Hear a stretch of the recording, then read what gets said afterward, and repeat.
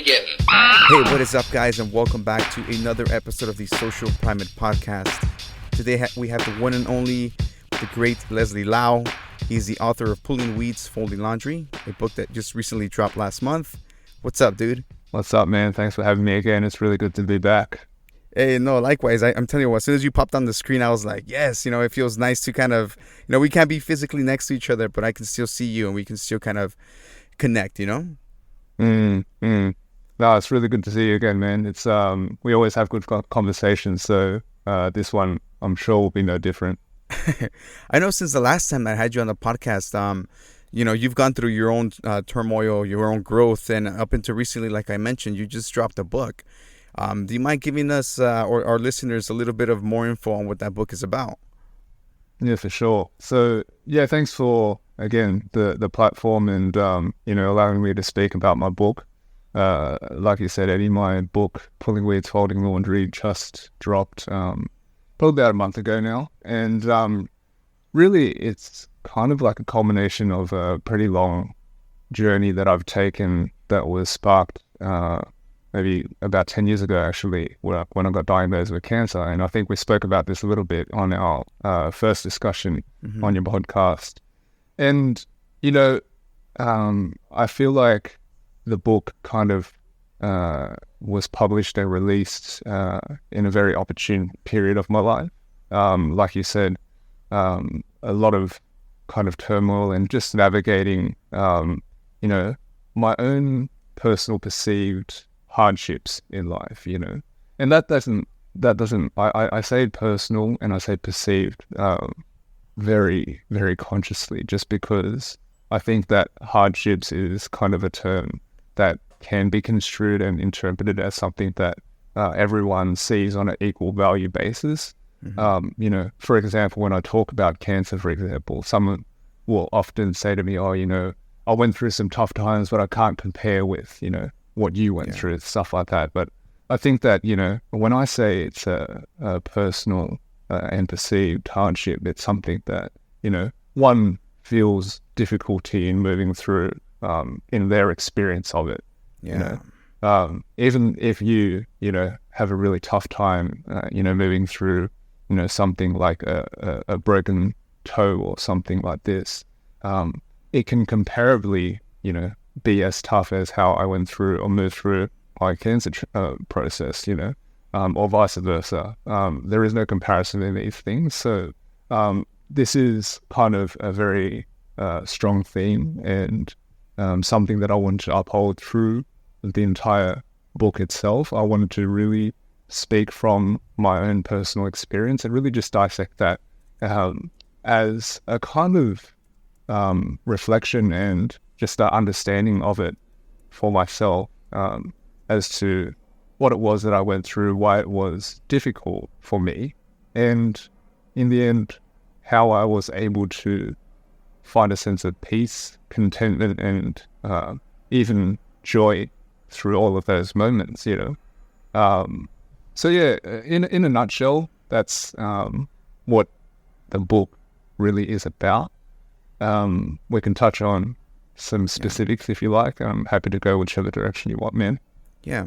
I mean, for sure, I wanted to kind of talk on, I like that you touched the base on like the personal perceivedness of what you're experiencing. Like, I think it's really hard sometimes because, you hear stories of people like, they're either going through loss or they're going through like these hard times in their life. And a lot of the time people want to express themselves and they just want somebody to listen to them, And then as a person listening, it's hard sometimes to be able to relate because, again, you can't necessarily put yourselves in their pain or in their situation. So it's really hard to kind of like really fully understand what they're going through. But you're still trying to, I don't know if the right word is sympathize with them in a sense to, to the level of which you can kind of compare your situation with, if that makes any sense. But that's always been a little trip on, honestly, because some people think like, hey, you can never be in my shoes, so you can never understand me. But like, how can we help each other if that mentality exists? Like, hey, just because I'm not in your shoes doesn't mean that I can't understand what you're doing or feeling. Yeah, I think it's important to really note that, and I kind of felt like when I was writing the book, it was something that I found very important. Just to, like I say again, really be conscious of where it was that I was writing from, which perspective, I wanted to be very conscious of writing from my own perspective and not be at the same time directive or prescriptive about what I was writing. Yeah. This book is not about instructing anyone on how to do anything. This is simply about how I did it, through my own deep dive self-analysis throughout not only just the last 10 years, but also my entire life in general. So I talk about, navigating hardships, but I think we've all moved through and navigated hardships throughout our entire lives, regardless of whether we had, good, bad, or, neutral upbringings. I think there's always some sort of difficulty that we will encounter through life, and a simple example for me that I talk about in the book is kind of my upbringing and being raised in Australia, in a Caucasian country, and being basically the only, Asian throughout my entire schooling years, and that challenge of misidentification of who I was and how I didn't physically and aesthetically fit in with everyone around me and things like this. This is in itself a hardship that I faced. Maybe someone else would have not found it so difficult. But yes, this is for me something that was part of my story, and again, something that I was able to look back upon and simply take some lessons from. And I think, again, it's important for me at least to look at things through that lens, because it allows you to just, at the simplest sense of it, just be someone, just be human, in the sense that I'm saying that, like you said, you use the word sympathize and empathize, and I think that's perfect, because that's all we can do in the greatest sense of things. I can't see it through your eyes, but I know that you are moving through the human experience, as am I. Yes. And as difficult as I know that is, I know that it is also challenging for you as well. And I think that is enough for us to sympathize and empathize and connect and just say, okay, you're moving through some shit. I've moved through some shit as well. I may not know how to fix it for you, but I'm here for you to support you if I can, Yeah, I love that. I was recently watching this video on this YouTube channel called School of Life, and it was just saying how kind of like trying to find the meaning behind the smallest things in this video. And what it was referring to was just saying like how talking to a stranger sometimes, like small talk, right? People are like, oh, I hate small talk. I don't like small talk. It's fair by all means. Sometimes it is boring, not gonna lie, but occasionally, if you allow yourself to just kind of open up, right? Like the idea of this, or the concept of the video was saying that if you allow yourself to open up to strangers, even if it's just for 1 minute, right? You're just brushing each other's lives for that fucking minute in that experience. Like, find a way to kind of humanize it and relate it, right? Like their example was like, a mom and a kid struggling to put the zipper up, and something like easy, instead of just kind of ignoring it, would being like, hey, like, well, they really make those really hard for people, don't they? Like something that just kind of connects you in the sense that, hey, I can relate to your experience right now. Like, this is a human moment, right? Not like just like blow it off and kind of walk away. But it's like trying to capture those moments in every single time, or every single aspect of your day, in a sense. Yeah. And I think that, even the title of my book kind of points to that in a little sense, right? I kind of say, and I capture a quote in the book that I write, is like, this book really is about, how I was able to find a real sense of, contentment with life in general as a whole through the most menial and seemingly mundane of tasks and actions, like pulling weeds and folding laundry. Yeah. Those are the things that have been profoundly, enlightening to me. It wasn't the big things. It wasn't those massive aha moments or anything like this. Yeah. It was simply me, in a garden of a Zen Buddhist monastery, pulling weeds and like remembering having like the sorest back from, bending over for 3 hours straight and, just folding laundry, folding towels at the monastery and folding towels at home and things like this, you know. And like you say, I think that there is relativity in any human experience simply because the fact that another human was able to experience it and see something that way. And that's why I say again, perspective in this book is important to me, because a lot of people close to me have always commented that I see things a little bit differently. And I take that as a compliment, right? Whether that it is or not. Because if I'm able to simply share how it is that I see something, and someone is willing to read about it and think about it a little bit, it might help them in just simply understanding that, you know, they too could possibly see things in a different way. They don't necessarily have to see it the same way as I do, but they don't have to see it the same way as everyone else does either. Yeah. You know, like I'll give you an example, which something was like, it was truly touching to me when I've heard this feedback. So, my niece, who is barely 10 years old, her parents bought a copy of my book, and through one way or another, they had like a little in-family lottery to see who would read the book first. Mm-hmm. And my niece won. So she was reading the book. She's like I said, she's barely 10 years old. Yeah. And some of the feedback that, you know, her parents have given to me, the kind of questions that she's asking because of some of the things I said. So very early on in the book, I said that cancer has been and is always going to be the greatest blessing of my life. And she asked her parents why that is. Why did he say that? Mm-hmm. You know? And it really touched me that she was simply willing to ask the question and be curious about that, because it is obviously very different to how everyone else, or most people, generally speaking, would think about this disease called cancer. Yeah. You know? I totally get you, because you know, in a sense, again, and since we're speaking on perspective, this is my perspective and opinion, but the idea of cancer, right? Like, to me, it sounds scary, you know, and I'm sure to most other people it sounds, you know, just with that same fear. And for me, you know, it's the unknown, not knowing, like, first of all, what kind of cancer, will it be curable, will it not be curable, like, what am I going to go through, the chemo, like all this other weight that is associated with that word. And recently, just somebody that I know from afar type of deal, I noticed that they got it sick, and I found out that they have a type of cancer. And just, you know, just seeing your body degrade because of this illness, right? Or because it's trying to fight it off, because you're trying to survive.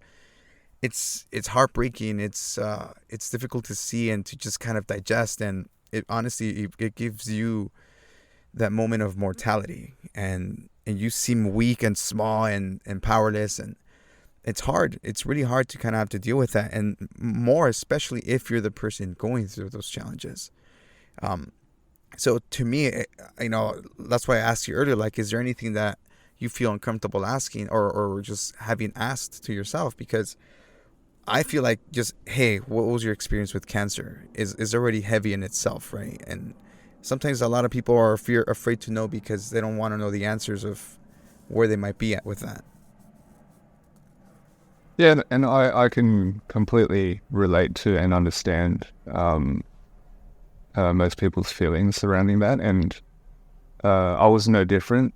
When I reflect back upon my journey early on, you know, when I was initially diagnosed, and again I was diagnosed 10 years ago this year, so it's quite a milestone and a nice time, full circle kind of moment for the book to kind of be released on the 10-year anniversary of the diagnosis. But when I was diagnosed 10 years ago, I remember wanting to, you know, simply grit my teeth and bear it, and kind of just run through the process, if you will, just like any kind of very normal and modern way of kind of getting through something that is tough, you know.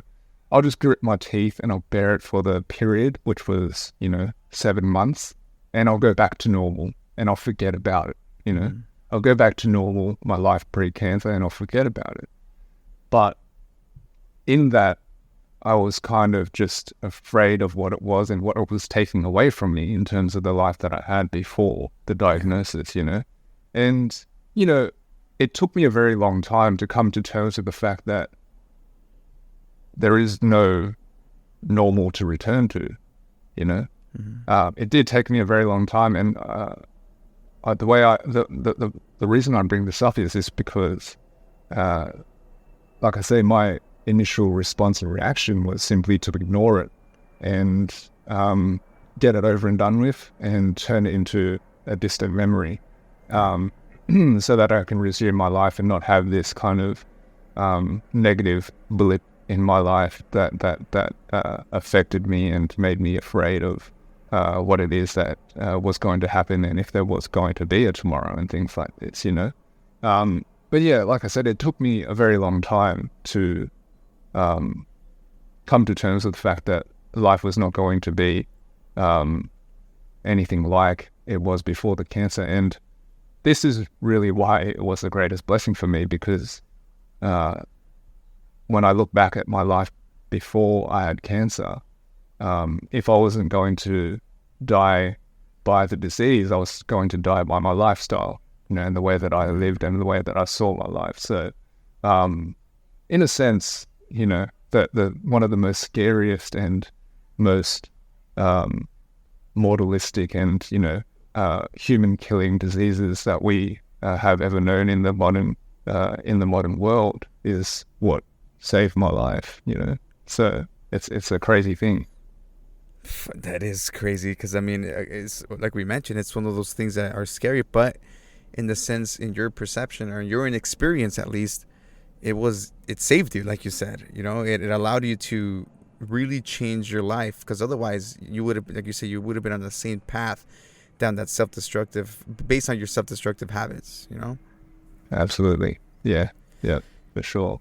And I talk about this a lot, in the book itself, and and it's just crazy, like where I was at and how how normal and regular I thought my life was back at that time. I knew something was wrong. I knew something was wrong deep down in my gut, but I always say that I was never courageous enough to face it, and that's why drugs and alcohol and all those types of escapes that we so readily use in modern society were the things that I kind of turned to. But yeah, it truly changed my life for the better, and I wouldn't be the person I am today without having been diagnosed with it, and the courage that it gave me, really. So yeah.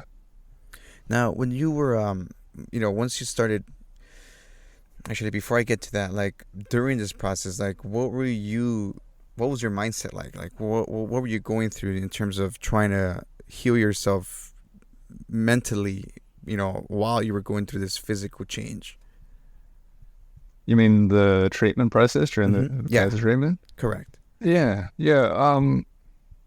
Like I said, it was the same kind of mentality, really. I was doing everything I could to just distract myself from it, really, because it was so in your face. It was difficult to ignore, because so many things were changing physically for me, and there was so much pain and all of that type of thing. It was difficult to ignore, but all I did was, try my best to simply ignore it. And one thing that I really kind of look back on and am kind of proud of the way that I saw it back then even was I still had that kind of one day at a time mentality.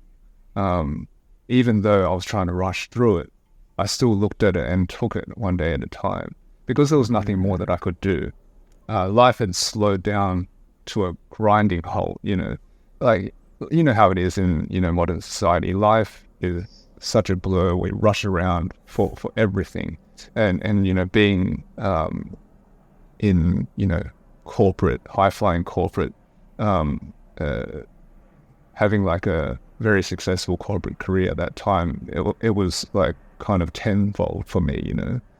Everything was about getting shit done and doing as much as possible, and, you know, and doing a little bit extra than that, you know, and then drowning it out with, you know, drugs and alcohol and partying and all that sort of stuff, right?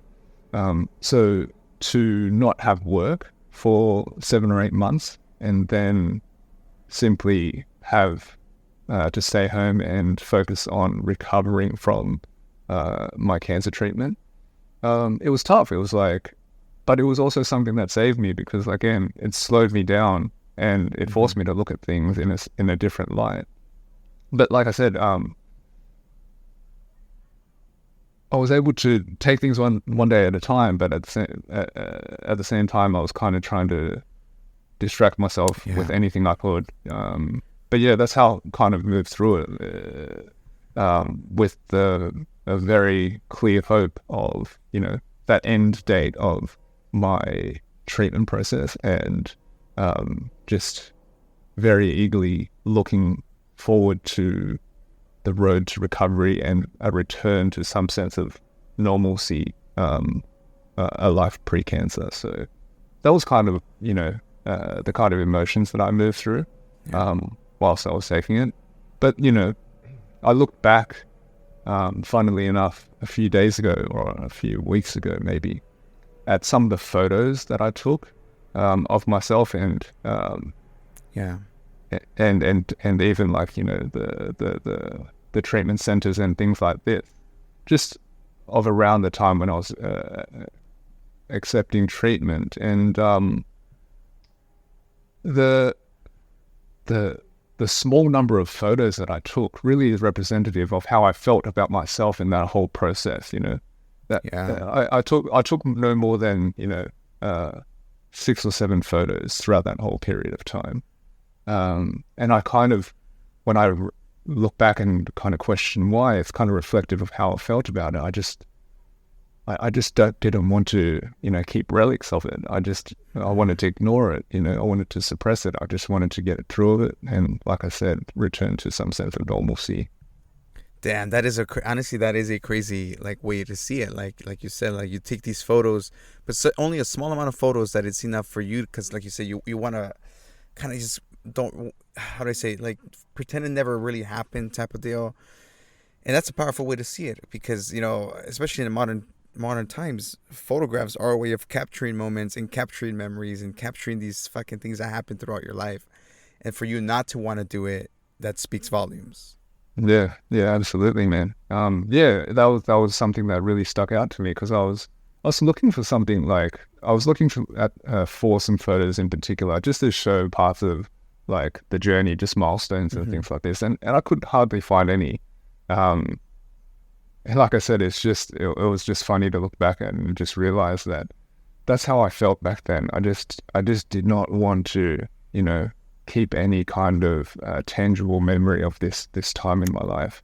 And that's how I felt at the time. I just wanted to run through it. I just wanted to do everything that I could just to get it over and done with, and, you know, live my life. Yeah. Fuck, that's so crazy. Again, like that's something I can't ever, at least as of right now, I can't speak about or fully understand, you know. But just the thought, like the idea of having to go through that and just having to fucking figure it out and just adapt to what's going on is like immense, you know. But you say you're 10 years at this point since then, and, you know, like you said, since then it's just changed the course of your life. And it looks like even now you're still coming to these new conclusions or these new moments in your life where you're still trying to navigate and continue to improve yourself. Every day. And I think, you know, that's something that I've kind of come to over the years, arrived at a kind of attitude towards my life. I've kind of become very at peace with the fact that I don't really know much about what my life is all about. You know, when it's kind of like, if I kind of frame my life as a question of, what is it all about? What is the meaning and things like this? It's that there isn't anything profound about it, but I know that, right now that at the same time, that would have been something that would have terrified me in terms of just standing in this kind of unknown and not having a plan or a path forward, so to speak. I'm very content in it right now, I'm very at peace with the fact that I don't really know, intellectually at least, what it is that I'm going to be doing next. There is no next for me, really. I kind of just express myself the way that I feel I need to express myself. And for me, as an artist, that is really the most fulfilling thing that I've ever experienced in my life. I have not felt more fulfilled in my life than I do today, and I will say it again tomorrow. And it's not about anything that I own or anything that I do or don't do. It's really just my ability to,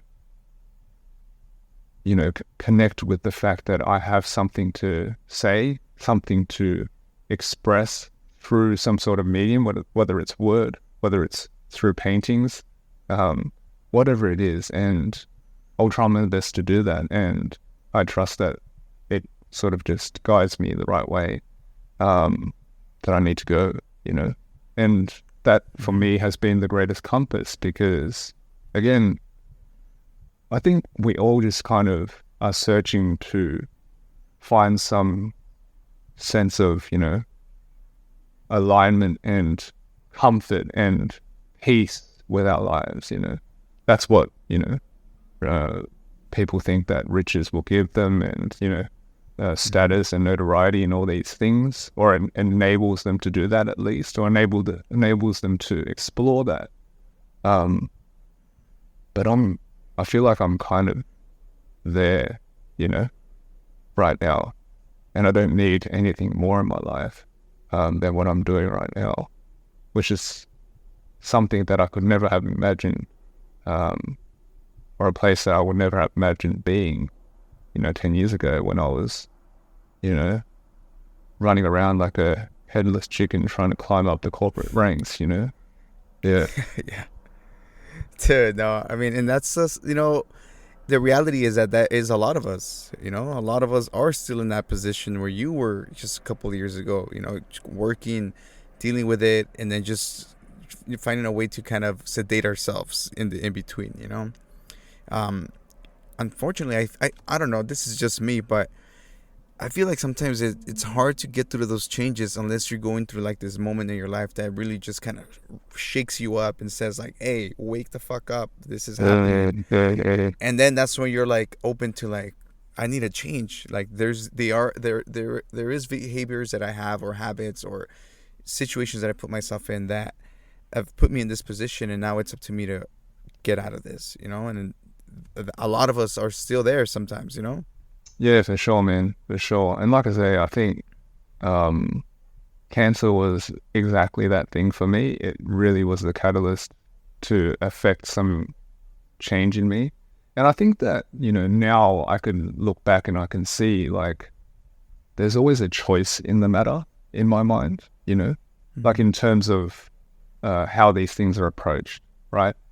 So when I look back and I talk about the fact that I kind of had some sense in my body, I felt, for a very long time in my life that something was amiss, something was wrong, in the Matrix, Morpheus, describes it as a splinter in your mind, and you can't quite grasp what it is. And I love that way of like, speaking about it, because that's exactly what I had. And I was like, okay, I can look at this if I want, but I didn't want to because it scared the shit out of me, right? Yeah. Whatever I would find, when I started digging. So I left it and ignored it until cancer popped up and said, you can't fucking ignore it now, can you? And that's what it was for me, right? And now on this 10-year journey to this point, I look back at the things that I've done everything that I do now, I'm actively looking for those things in my life and putting myself in positions to face those things. And I'm completely comfortable in those situations now. And I kind of feel like this is part of the story of an artist in terms of simply finding his message, understanding what it is that he inherently needs to say, that is like in his DNA, right? What is that message? And how do I uncover it and then understand it in a way that I can then interpret it through the medium of word, through the medium of paintings, whatever, that's kind of what I do now, in a very non-practical sense. But yeah, dude, that's so powerful, because it may not be in the same, in the balance of things, but like I've been recently just thinking about, like, I don't know, this may sound a little egotistic about just talking about my podcast, but like I haven't felt fulfilled with anything else in a long while. Like just being able to talk with people, communicate, just have these conversations, connect, like that to me feels so full. It makes my heart full. Like it really makes my heart full. Like just conversation, not even like the likes, the follows, like no, like it's the people. Like when I'm talking to somebody in face to face, I feel this fucking thing that just this attraction to just life, to feeling grateful to experience, and I don't know what it is about it, but I don't know, I feel like we'll all find our calling, whatever creative outlet it takes you to, it doesn't even have to be air quotes creative, it can be whatever it is for you. But I think once you find that, like it gives you that new spark to totally just fucking do things differently. Absolutely. And I think that like you say, the way that you're describing it, you can just notice that energetically you're different, you're speaking about it differently, your eyes open just a little bit more, there's a bit more volume and depth in the words and how you express them, and that should be kind of a little bit of an indicator to us as ourselves. We should notice that and say, why do I speak about this a little bit differently than I speak about everything else, and it doesn't need to, again, quote unquote, make sense necessarily, right?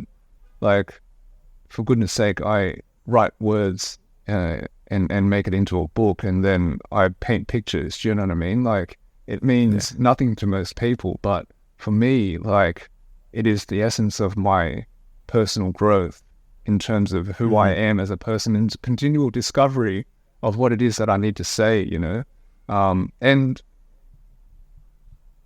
what I need to say, it doesn't necessarily need an audience, I just need to say it for myself. And I trust that, again, we come back to this idea of like a very like generic and inherent connectedness that is like, we're all humans. I trust that someone will relate to what I have to say, whether it's one person, two people, a million people, it doesn't matter.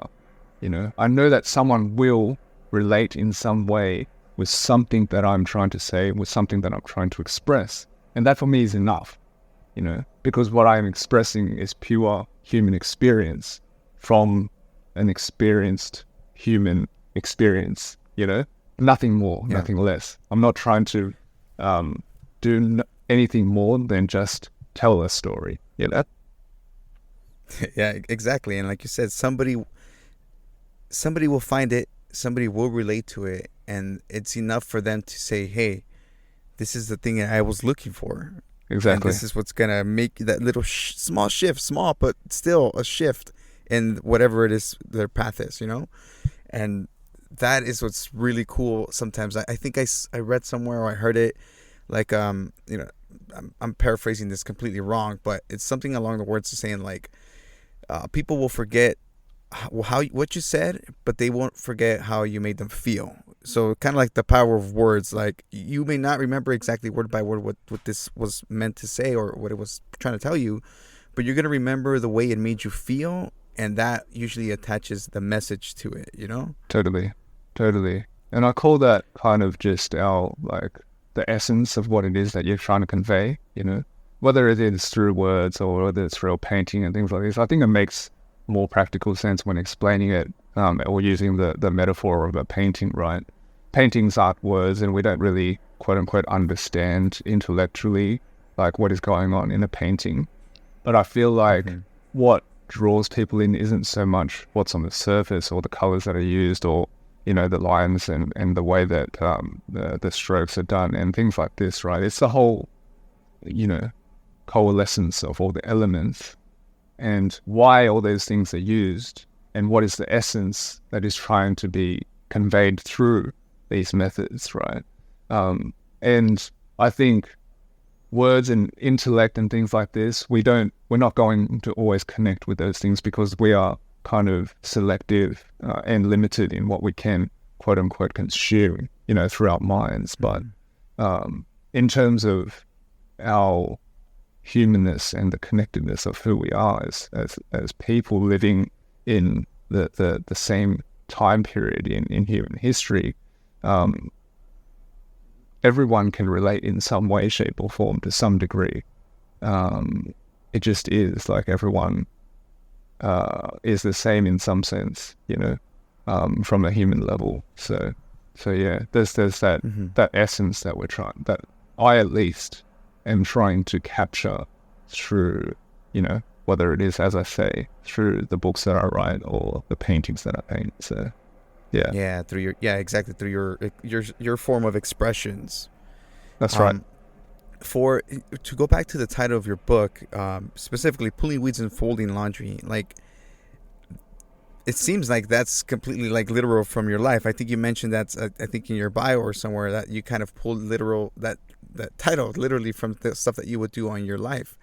Tell me a little bit about how those moments allowed you to kind of, have enough time to kind of like meditate on things. Yeah, I mean, first and foremost, I think the book title itself, like I say, it's very simple, and it's very literal in terms of like what it is that it represents. But I think in essence, it's about all of these types of moments and experiences that we have. But I think a large part of it, of my book and the experience that I write from, and where really this particular book was born in terms of its idea, was when I was staying in a Zen Buddhist temple in Japan. So I lived there for about 15 days and lived the monastic life. And, just my physically taking myself away from my life here to that kind of setting, to that kind of environment, it already gave me the physical space that I needed, that and enabled me to kind of see in a very different light. Like, you step into, and most people can relate with this, I imagine, you step away from, your hustle and bustle of everyday life and get away for the weekend into nature, go into a forest or something like this. If you stop and just notice for, and be a little bit more aware, dial up your awareness by 1 point, it'll feel different. You'll immediately feel different. You won't know necessarily why, but it will feel different, right? And to me, that difference was palpable because I firstly intentionally took myself away from life to seek this space, so that I can feel that space and have that space.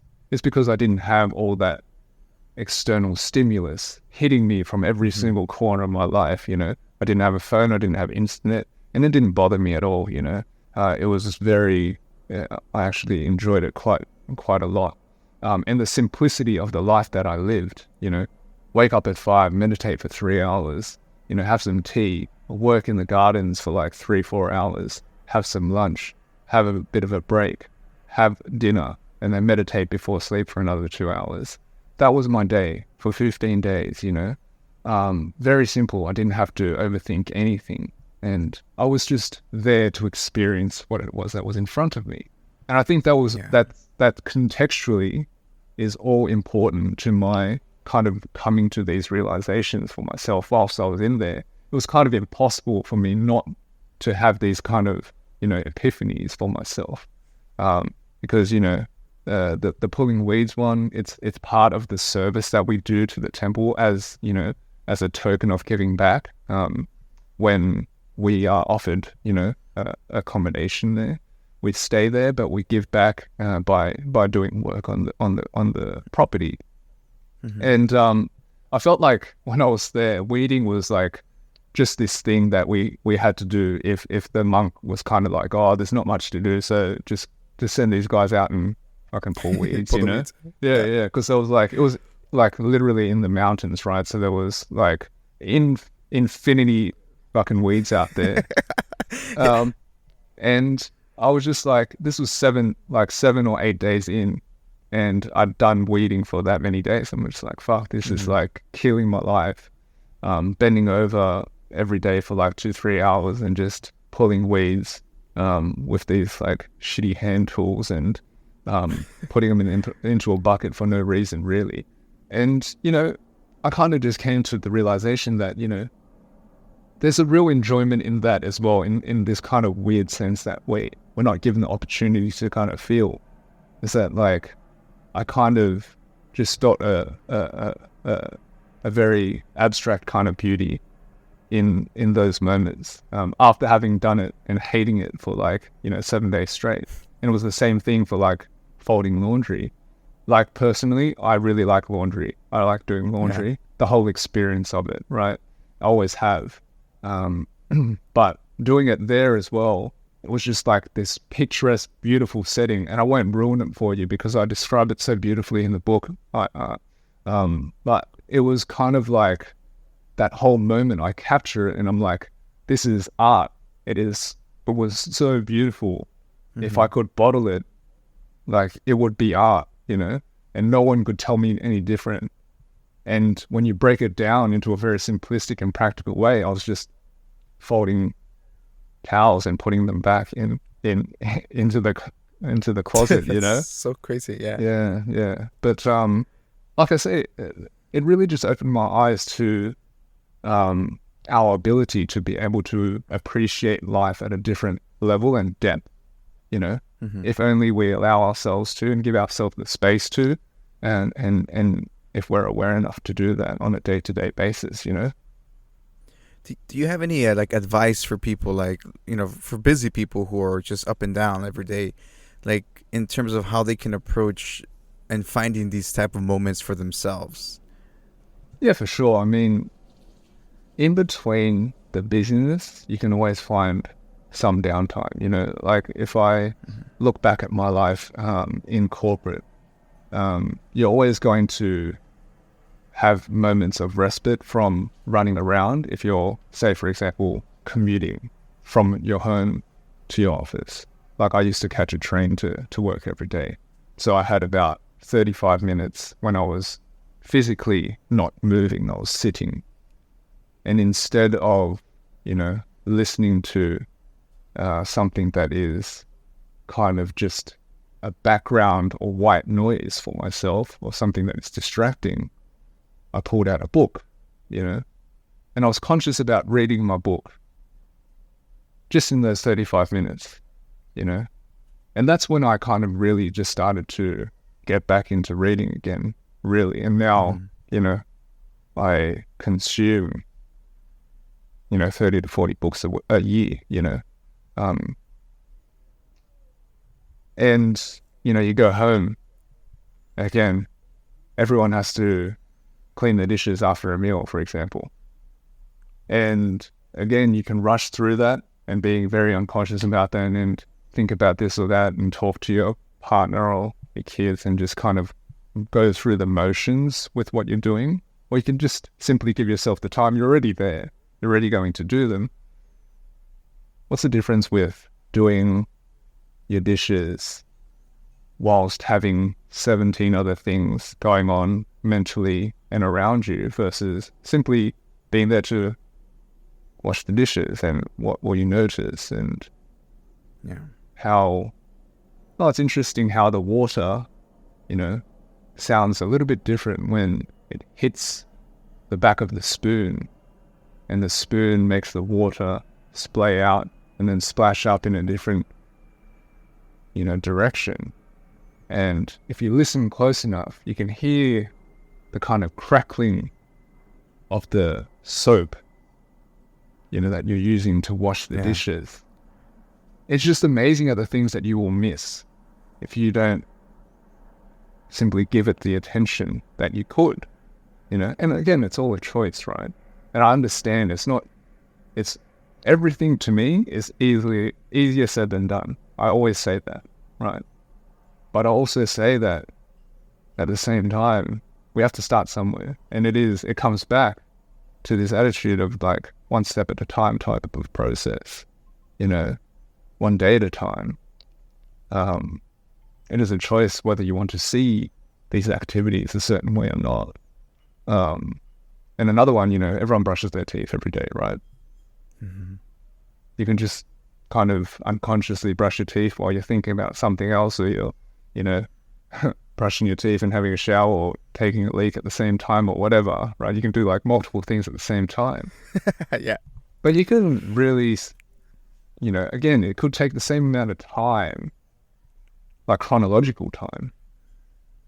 But you can feel so much different if you are consciously thinking about brushing your teeth and hitting the different parts of your mouth with the brush, and how it feels a little bit different, when the teeth meets the gums in the back left top side of your mouth versus the back bottom right side of your mouth, and it's not to say that, we notice it for any reason, just for the fact of noticing it, and being able to then just experience something different and have a different lived experience of something that we think is the same every single day, which in fact is different every single time, So yeah, that's something to think about, right? No, for sure, because you're like, yeah, this is the same thing, this is the same sound. Like, nah, it's not. It's all different. And like, kind of bringing back with like, I know I've heard arguments before with people who are like, about meditation. They're like, well, what do you mean you got to pay attention to your breath? Well, it's similar. It's like, but you put in a different example. It's like brushing your teeth. You're in the act. You're aware of the act itself. Like, that's what you're focused on. Not like looking at yourself like, oh, I forgot to pick up my kid, or like something, like some external thought that's just crossing your mind. Totally. It's about just hyper focusing on that moment and just being there. Yeah. I mean, for me, that's what meditation has taught me, because, like I shared this with you, I believe in the first time we spoke, is that when I was diagnosed with cancer, I was introduced with meditation to kind of help me manage anxiety and stress and things like this. And of course I understood meditation the same way that most people understand it. No, just sit there and count your breath, or just be still and whatever. It's kind of like a quote unquote health or wellness hack, right? But the same way that I continue to explore it, and I haven't stopped for 10 years, right? And I've explored it in so many different ways that I've finally found the way that I, quote unquote, understand and interpret and experience meditation. Meditation to me is life now, Like, I don't need to necessarily sit down and be cross-legged and close my eyes and say om and anything like this, right? Yeah. I don't need to do any of that. Like, I can be meditative right now, and I am trying to be meditative right now, and that is the practice of life. And that's what it's taught me, right? It's kind of like a graduation of what meditation can be for you, is that it simply shows you that you can see life in a different way, through a different lens, one that is closer to your own than what someone else has kind of prescribed for you. And that's kind of just simply the goal for me personally, as a meditator, as someone who meditates daily. It is no longer some sort of wellness hack per se, right? It is not some sort of practice that you could learn through a 6-week course or something like this. It is a life commitment, in terms of Mm-hmm. how open you are to what is occurring inside and how you're reacting to what is going on outside, you know, and a kind of, you know, a reconciliation of all these things and just trying to figure out what it all means, if anything, you know. If anything, yeah. Yeah, exactly.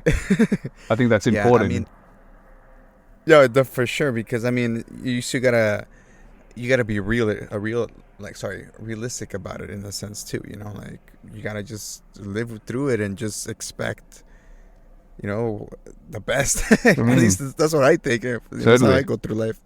But no, like one thing that I've been trying to apply myself or trying to apply to my life is just the ability of taking whatever situation I'm in and just saying, hey, this is my experience today. This is my experience, like whether I want to be there, whether I like to be there. It's an experience. I'm taking it a time as to grow for myself, you know, to just live and just be able to say, hey, I did this, you know, or I put up with this, or I completed this. Just to know that I'm trying to fulfill as many parts of my own life for myself, for my own growth. And it's been a hectic ride. It's been a lot of I've been in a lot of in a lot of bad situations, a lot of good ones. But I've taken them all as experiences, just like as part of this human experience, right? And it's been fun, man. It's been fun trying to reframe that, you know? Oh, totally. And I think that is the perfect way to kind of speak about it. Like, firstly, the reframe of it all, but the two words that you kind of use and I love, and I kind of, it paints the picture quite well, is the ride and how it can be fun, right? Like, Mm-hmm. to me, I look at it this way, and I always look back and I think about, you know, why were the things that I kind of were drawn to and gravitated to when I was young, but throughout my whole life, they're kind of like, they're weird, you know. Everyone would think that they're strange, that you would like, oh, you like that? Why don't you like the quote unquote good stuff? And the things I'm talking about is like kind of things that are kind of sad, things that are kind of scary, things that kind of have this tone of melancholy, you know. Mm-hmm. It's I can't say that, you know, like they're quote unquote good experiences, but I feel positively and drawn towards them. And I think it's important to kind of have at least some sort of relationship with not just, you know, the things that make you happy and feel good, but on the other side of the spectrum as well, because that is part of, like you say, the whole life experience. Yeah. You know, when you talk about the ride, it's not like a straight line, is it? It's ups and downs all the time. And if you aren't able to kind of reframe the way that you look at this, then the only way that you can really cope with this crazy ride that is life, right? This crazy up and down where you don't really know when it's going to go all the way up, and you don't know when the highest point is, and you don't know when it's just going to crash down and how long you're going to be down there for until it shoots all the way up again, right? The way that you deal with it is that you numb yourself and you create that straight line for yourself, and you don't feel anything, right? It's all part of the life experience for me, good, bad, and everything in between, you know. And to me, the more that I kind of experience that for myself, the more enriching life becomes, the more color I'm introducing to my life, you know. Yes. Yes, exactly. That's a beautiful way to put it. Like it just adds color. It makes your life more richer. Again, bad or good. Like it just makes you well rounded. It at the end of this crazy ride, when we're in that moment of fucking when we're about to pass on to the next part of this fucking weird experience, we can feel like I did it. I went through it. I felt it all. Like I was one with everything. And that I feel is when you feel like just a full embracement of love and you just fucking phase on to the next part, you know, whatever happens, whatever you believe, you know, but I think that is what we all should kind of strive for. I would love to think that, you know, that we all should strive for that feeling of fucking fulfillment in the smallest and the biggest parts of our life. Totally. And I think, like we say, it's simple because it is life. You know, everything is part of it. Every experience is part of life. And I always kind of use this example, and it's kind of like me personally, it kind of makes a lot of sense because I don't deal well in the heat, and I don't know how you are in the heat, right? But if for people who don't deal well in the heat, it's so euphoric when you return to a place or a space which is like iced out with air conditioning, right? But yeah, you just like the feeling is so euphoric, and you're just like, relief, right? But imagine, and it's hard to imagine because we've experienced it before, but it's an interesting experiment of thought for oneself, is just to simply imagine in a world where you didn't have air conditioning, right? And it wasn't even a thing.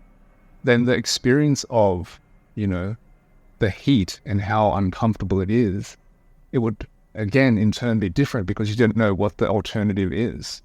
Yeah. Right? You don't know what the alternative is, so the way that you see it is inherently going to be different. So in that way, the more negative things that you experience and are able to, embrace, move through, process, and then come out the other side, the greater the good things in your life will seem through your life, So it all kind of balances out. Oh man, I love that. Leslie, thank you so much for taking the time to have this conversation. It's of course, every time I talk with you or I hear you speak, it's always like, it feels like I had a meditation session, I'm glad, man. I'm glad. I really enjoyed it. Like I said, it's wonderful to see you and everything that you've been doing throughout the years and just witnessing from afar. I've just been, again, just observing the growth and the evolution of you as a person, and social primate as a thing in itself. And it's come a long way since the first time I encountered it. So big ups to you, man. And like I say, it's always a pleasure to speak with you and just chop it up, man. Likewise, man. For people, if I definitely want them to find your book. What is the best way to reach you? Buy the book, like all that good stuff. Yeah, man. So you can get the book through my website. It's www.leslieklao.com, and I'm most active through Instagram, which is at Leslie K. Lau. So those are the two main places where you can sort of reach me. But yeah, feel free to drop me a message at any time if you'd like to just say good day. I'm open, and I'm pretty active on those things. So yeah, I'm relatively responsive, but any questions, just feel free to say hello. Thank you, Leslie. Thank you again for the conversation and for the time. It's always a pleasure to speak with you, and I hope that anybody else listening right now also feels the same and just uses this information to just find ways of just kind of making small shifts in their adventure, in this adventure, So thank you again, Leslie, and I hope you enjoy the rest of your day. You too, man. Peace. We'll talk soon. All right. Big love, man. All right. Take care, man.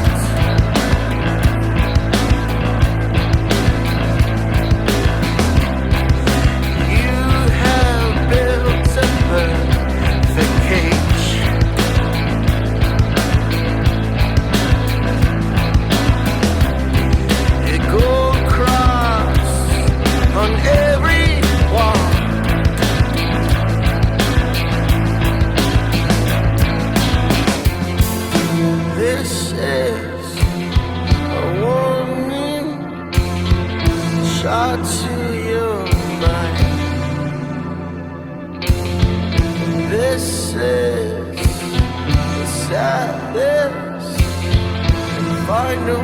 goodbye.